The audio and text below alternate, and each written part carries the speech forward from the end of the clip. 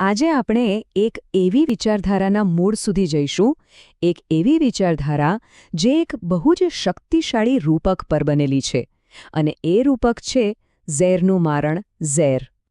ચાલો સીધા મુદ્દા પર આવીએ. આ વાતની શરૂઆત થાય છે એક તીક્ષ્ણ વાક્યથી, જે આપણી વાર્તાનો નાયક વિનાયક નામનો એક નાનો છોકરો કહે છે. અને આ એક જ વાક્ય એ આવનારા સમયમાં જે નૈતિક સંઘર્ષ થવાનો છે ને, એનો પાયો નાખી દે છે.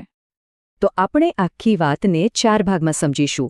પહેલાં જોઈશું પ્રથમ ઝેર, પછી એક અલગ પ્રકારનું વિષ, એના પછી પિતા દ્વારા ઘડતર અને છેલ્લે મારણ. તો ચાલો વાર્તા શરૂ કરીએ. જગ્યા છે એક સુમસામ ટેકરી, અને અહીંયા આપણો પહેલો સામનો કોઈ માણસ સાથે નથી, પણ એક જીવલેણ ખતરા સાથે છે, એક કાળોતરો નાગ. અહીંયા આપણને 2 મિત્રો મળે છે, વિનાયક અને રાજારામ. અને જેવો પેલો સાપ સામે આવે છે ને, બસ બંનેનો સ્વભાવ એકદમ અલગ દેખાઈ આવે છે. એક છે વિનાયક, જે ડર્યા વગર એનો સામનો કરવા તૈયાર છે, અને બીજો છે રાજારામ, જે બિચારો ડરથી થરથર કાપે છે. હવે જે ખરેખર નવાઈ પમાડે એવી વાત છે ને, એ છે વિનાયકનું વર્તન. એ કોઈ સામાન્ય સાપ નથી. એનું ઝેર તો કહેવાય છે કે 20 હાથીઓને પણ મારી શકે. અને એવા સાપ સાથે વિનાયક 10 મિનિટ સુધી રમત કરે છે, જાણે કે કોઈ રમકડું હોય. આ ખાલી બહાદુરી નથી, આ તો એકદમ પ્રભુત્વની વાત છે. હવે એનો મિત્ર રાજારામ એને રોકે છે, કહે છે કે આને મારીશ તો પાપ લાગશે. અને ત્યારે વિનાયક પહેલીવાર પોતાની વિચારસરણી સામે મૂકે છે. એ કહે છે કે એના પિતાએ શીખવ્યું છે, હણનારને હણવામાં પાપ નથી. તો આ સાપવાળી ઘટના તો પૂરી થઈ, પણ જેવું એક ઝેરનું પ્રકરણ પૂરું થાય છે કે તરત જ વિનાયકનો સામનો એક બીજા અને કદાચ વધુ ખતરનાક ઝેર સાથે થાય છે. આ ઝેર કોઈ સાપની દાઢમાં નથી, પણ માણસના મનમાં છે. સમય છે સાંજનો. વિનાયક અને રાજારામ એક જૂની મસ્જિદ પાસેથી પસાર થઈ રહ્યા છે. બસ એમ જ રમતમાં ને રમતમાં વિનાયક એક પથ્થર ફેંકે છે, જે મસ્જિદની દિવાલને વાગે છે. અને બસ જે એક સામાન્ય સાંજ હતી, એ અચાનક વણસી જાય છે. એક માણસ બહાર આવીને ધમકીઓ આપવા લાગે છે, અને જોતજોતામાં એક ટોળું ભેગું થઈ જાય છે. પરિસ્થિતિ એટલી ગંભીર બને છે કે બંનેને ત્યાંથી ભાગવું પડે છે.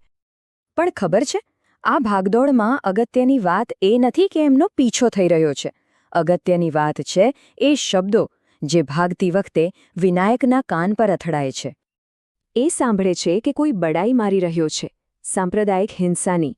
એ શબ્દો એક બાળકના મનને હચમચાવી દેવા માટે કાફી હતા. અને એ પછી તરત જ એ સાંભળે છે એક મજાક, એક પડકાર, કે જાણે કોઈ બદલો લેવાની કોઈની તાકાત જ નથી. અને છેલ્લે એક એવી વાત જે આખા સમુદાયને નબળા અને લાચાર ગણાવે છે, એમનું અપમાન કરે છે. અને બસ આ જ એક ક્ષણ છે જ્યાં વિનાયકના મગજમાં બધું જોડાઈ જાય છે. એને સમજાય છે કે સવારે જે જોયું એ જ ખાલી ઝેર નથી. આ નફરત, આ તિરસ્કાર, આ પણ એક ઝેર છે, અને એનો પણ કોઈક ઈલાજ, કોઈક મારણ શોધવું જ પડશે. આ બધા વિચારો સાથે વિનાયક ઘરે પહોંચે છે, અને ત્યાં દિવસભરની ઘટનાઓનો અંત એક એવા પારિવારિક સંવાદથી આવે છે જેનું જીવન બદલી નાખવાનો હતો. રાત્રે જમતી વખતે એના પિતા એને ઠપકો આપે છે, મોડા આવવા બદલ અને ઉદાસ દેખાવા બદલ. અને બસ વિનાયકથી રહેવાતું નથી. દિવસભરનો જે ભાર હતો એ આંસુ બનીને વહી જાય છે. હવે એના પિતાને નવાઈ લાગે છે કે આ શું થયું? અને વિનાયક જે જવાબ આપે છે એ બહુ મહત્વનો છે. એ કહે છે કે એને એની મા યાદ આવી ગઈ. એની મા, જે 3 વર્ષ પહેલાં ગુજરી ગઈ હતી. મતલબ કે એના આંસુ બહારની ઘટનાઓ માટે નહીં, પણ અંદરના દુઃખ માટે હતા. હવે એક સામાન્ય પિતા શું કરે? દીકરાને છાનો રાખે, દિલાસો આપે. પણ અહીંયા એવું નથી થતું. એના પિતા એના દુઃખને એક નવી દિશા આપે છે. એ કહે છે, તારી મા નથી, પણ આ દેશ, આ ભારત માતા, એ તારી મા છે. પછી એ એમને નવી ઓળખ આપે છે. તમે મારા દીકરા નથી, તમે શિકારી છો. અને છેલ્લે એ 3 ભાઈઓને નવા નામ આપે છે: વાઘ, ચિત્તો અને વિનાયકને કહે છે, તું તો સિંહ છે. અને એ શબ્દોની અસર જાણે જાદુઈ હોય છે. જેવી રીતે ગરમ તડકો ભીના ખેતરમાંથી ભેજ શોષી લે, બસ એ જ રીતે પિતાના શબ્દોએ છોકરાઓની આંખોમાંથી આંસુ સૂકવી નાખ્યા. દુઃખની જગ્યાએ હવે એમની આંખોમાં એક મક્કમ સંકલ્પ હતો. તો આ આખી ઘટનાનો સાર શું છે? એના પિતાએ જે કહ્યું એ ખાલી દિલાસો નહોતો. એ તો એક વિચારધારાનું નિર્માણ હતું, એક મારણ તૈયાર થઈ રહ્યું હતું. તો જુઓ, શું શીખવવામાં આવ્યું? પહેલું, ઝેર શું છે? તો કે સાંપ્રદાયિક નફરત. બીજું, નબળાઈ એટલે શું? તો કે રડવું, દુઃખી થવું. અને શક્તિ શું છે? તો કે શિકારી બનવું, વાઘ, ચિત્તો, સિંહ બનવું.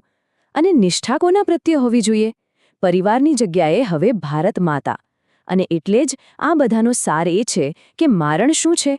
નફરતના ઝેર સામે લડવા માટે પોતે જ એક વધુ શક્તિશાળી, વધુ ભયંકર બળ બનવું પડશે. આપણે જોયું કે કેવી રીતે એક વિચારધારા ઘડાઈ, કેવી રીતે એક મારણ તૈયાર થયું. પણ આ આખી વાત આપણને એક બહુ જ ઊંડા સવાલ પાસે લાવીને મૂકી દે છે. જ્યારે કોઈ ઝેરનું મારણ પણ ઝેર જ હોય, ત્યારે સાચી જીત કોની થાય છે?